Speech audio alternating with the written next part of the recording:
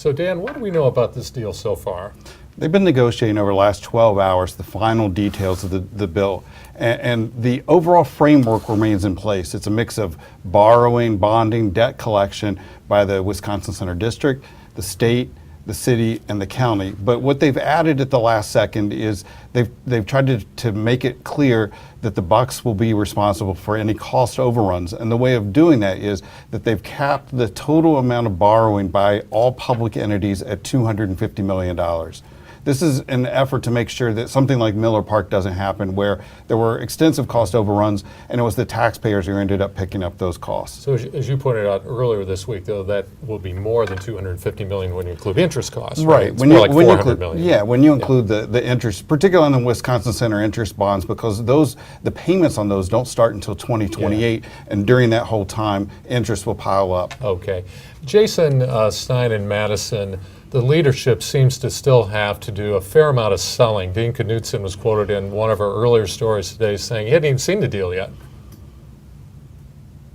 Yes, absolutely. I mean, this deal is an agreement between major players on what they want to see passed by the legislature. This is not an agreement, not yet, among lawmakers on what they want to pass.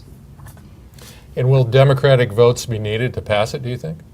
It's an open question. That's certainly very possible. If it remains in the state budget, obviously no Democrat is going to vote for the Republican budget.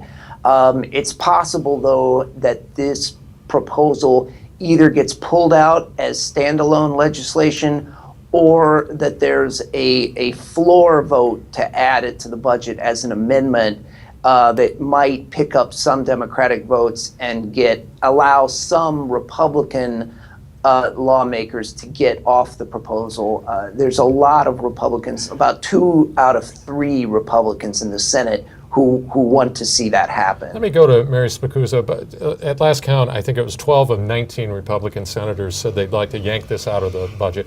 Why would they want to do that politically? What's the motivation to do that? And what did the governor say about it this morning? I think, it could, as Jason said, it could mean that Democrats would actually vote for it because it's very unlikely they're going to be voting for the budget. Mm-hmm. So if it was pulled out of the budget, that would prevent some Republicans from taking some tough votes, take the pressure off of them, and allow Democrats to support it. Governor Walker said this morning he was open to it being taken out of the budget. He seemed less concerned about the process and just about getting the deal done. But just to be clear, most of the proponents would want it to be in the budget bill because it's an easier vote. A majority of Republicans are going to vote for the budget bill, so it's a lot easier to get through. If it's pulled out as a separate item, then the prospects are a little more dicey.